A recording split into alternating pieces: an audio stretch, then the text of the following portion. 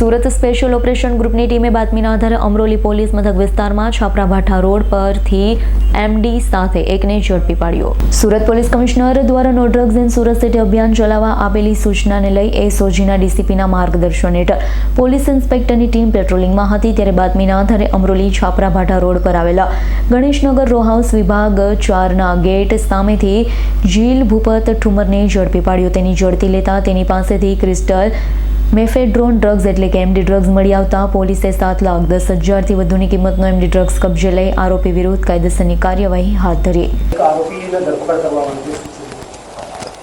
ગઈકાલે 31નો જે બંદોબસ્ત ચાલુ હતો એ દરમિયાનમાં એસઓજીની ટીમને અગાઉથી અમારી આની ઉપર વોચ પણ ચાલુ હતી અને અમને એવું માહિતી હતી કે અમુક જે વ્યક્તિઓ જે છે એ ઓનલાઈન એટલે કે ઇન્સ્ટાગ્રામમાં, વોટ્સઅપમાં, પછી સ્નેપચેટ જેવા માધ્યમોથી નિરમા, ઓજી, ટાઈડ દવા વગેરે કોડવર્ડથી જે છે એમડીનો વેપાર કરે છે।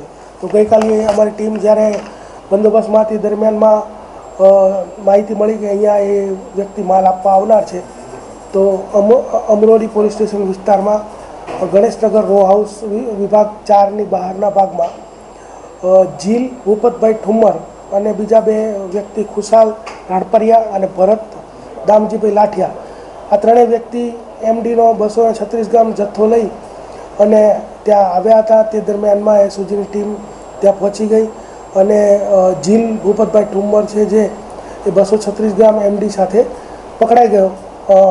તેમજ ખુશાલ રાણપરિયા અને ભરત ઉર્ફે લાઠિયા આ બંને જે છે એ ત્યાંથી નાસી ગયા એટલે એમને વોન્ટેડ જાહેર કર્યા છે। આ રીતે ટોટલ 7 કિલોગ્રામ 55 ટોટલ 236 ગ્રામ એટલે કે 7,55,000નો મુદ્દામાલ જે છે જપ્ત કરેલો છે। Bureau report S9 news Surat.